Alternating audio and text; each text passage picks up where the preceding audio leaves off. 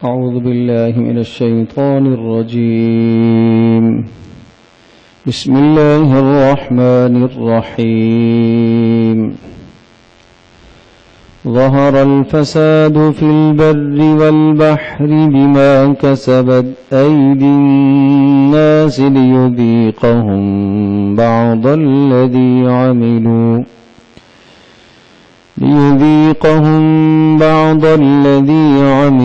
لعلهم يرجعون. قل سيروا في الأرض فانظروا كيف كان عاقبة الذين من قبل كان أكثرهم مشركين.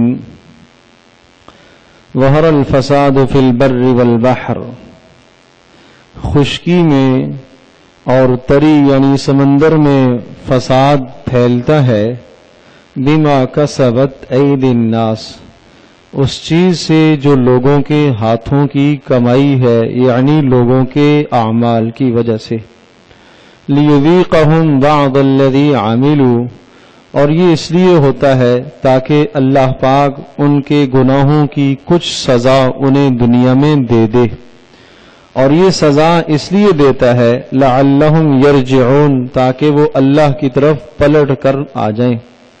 قل کہہ دیجئے، سیرو فی الارض، چلو پھرو زمین میں، دیکھو، فانظروا کیف کان عاقبۃ الذین من قبل، ان لوگوں کا انجام کیا ہوا جو تم سے پہلے تھے. کان اکثرہم مشرکین، ان میں سے اکثر شرک میں مبتلا تھے، تو اللہ پاک کے عذاب آئے. ان آیات بینات میں یہ وضاحت کی گئی ہے کہ دنیا میں جو بھی اللہ پاک کے عذاب کی شکلیں ہوتی ہیں، زلزلوں کی صورت میں، آندھیوں کی صورت میں، اور دیگر قسم کے جو اللہ پاک کے عذاب اس دنیا میں اترتے ہیں، وہ انسانوں کے اعمال کا نتیجہ ہوتا ہے. اور اللہ تبارک و تعالی انسانوں کو ایک وقت تک مہلت دیتا ہے، اور جب وہ اللہ پاک کی طرف رجوع نہیں کرتے اور نافرمانی میں حد سے تجاوز کر جاتے ہیں، تو اللہ پاک عذاب کے ذریعے سے ایک جھٹکا دیتا ہے تاکہ یہ اللہ کی طرف پلٹ آئیں. یہ اللہ پاک کا ایمان والوں پر احسان ہوتا ہے، اور اللہ پاک کی رحمت ہی ہوتی ہے کہ تاکہ یہ انسان اس واقعے سے عبرت حاصل کریں اور اللہ پاک کی طرف پلٹ آئیں اور آخرت کے دائمی اور ہمیشہ والے عذاب سے بچ جائیں. دنیا کا گو کچھ عذاب ان کو پہنچتا ہے اور اس عذاب میں مبتلا ہوتے ہیں، جانی نقصان ہوتا ہے، مالی نقصان ہوتا ہے، لیکن یہ سارا اس لیے ہوتا ہے تاکہ آخرت کے دائمی عذاب سے تمہیں بچا لیا جائے. اور پھر ارشاد فرمایا کہ زمین میں چل پھر کر تو دیکھو، آپ سے گزشتہ قومیں جو اس دھرتی پر آباد تھیں، جب انہوں نے اللہ پاک کی نافرمانیاں کی ہیں تو ان نافرمانیوں کا نتیجہ کیا ہوا. اللہ پاک نے ان کو پکڑا ہے، اور اللہ کی پکڑ بڑی سخت ہے. نبی علیہ السلام کے زمانے میں ایک بار زلزلہ آیا.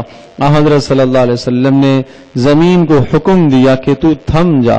زمین جب تھم گئی، رک گئی، تو پھر حضرت صلی اللہ علیہ وسلم نے لوگوں سے ارشاد فرمایا کہ تمہارا رب چاہتا ہے کہ تم اللہ کی طرف رجوع کرو، اس لیے ایسا ہوتا ہے.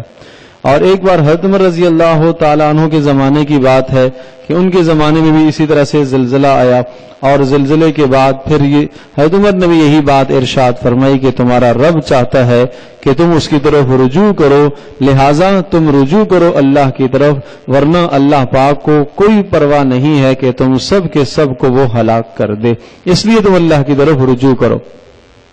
حضرت عبداللہ بن مسعود رضی اللہ تعالی عنہ وہ ارشاد فرماتے ہیں کہ زلزلہ جب آتا ہے تو عام طور پر زنا جب عام ہو جاتا ہے، شراب نوشی جب عام ہو جاتی ہیں، عزتیں جب نیلام ہونے لگتی ہیں، تو اس کے نتیجے میں اللہ پاک زمین کو حکم دیتا ہے، زمین لوگوں کو تھوڑا سا جھنجھوڑتی ہے تاکہ ان جرائم سے، ان مظالم سے لوگ باز آ جائیں.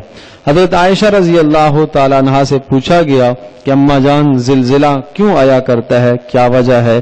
ارشاد فرمایا جب ناچ گانے عام ہو جائیں اور زنا عام ہو جائے اور شراب عام ہو جائے اور شراب اور زنا اور ناچ گانے کو لوگ جائز اور حلال سمجھیں اور تعویلیں کرنے لگیں تو پھر اللہ پاک کا یہ عذاب زلزلے والا آئے گا۔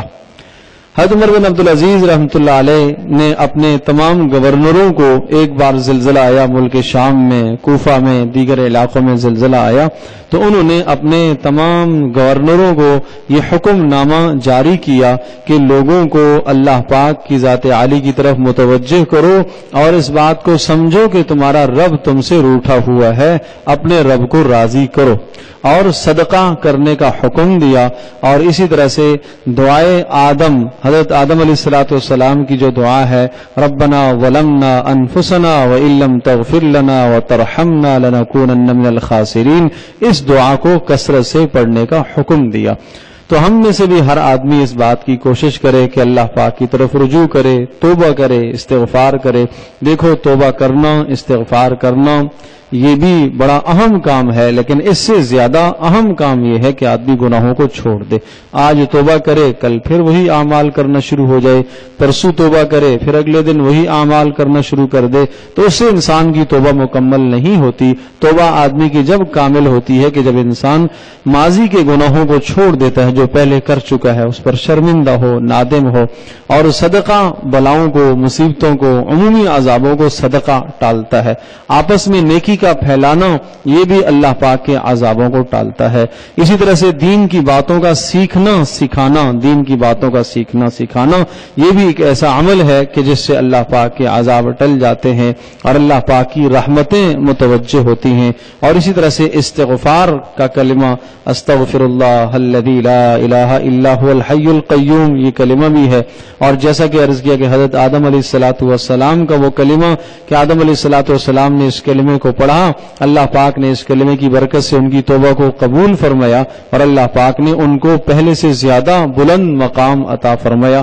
وہ کلمہ ہے ربنا ظلمنا انفسنا وان لم تغفر لنا وترحمنا لنکونن من الخاسرین۔ معنی یہ ہے اے ہمارے پروردگار، ظلمنا انفسنا، ہم نے خود اپنی جانوں پر ظلم کر لیا ہے۔ اے اللہ وَإِن لَّمْ تَغْفِرْ لَنَا وَتَرْحَمْنَا، اے اللہ اگر تو نے ہمیں معاف نہ کیا، نہ بخشا، اور تو نے ہمارے پر رحم کو نہ برسایا، رحمت کو نہ برسایا، لَنَكُونَنَّ مِنَ الْخَاسِرِينَ، تو ہم تو خسارے والے ہو جائیں گے۔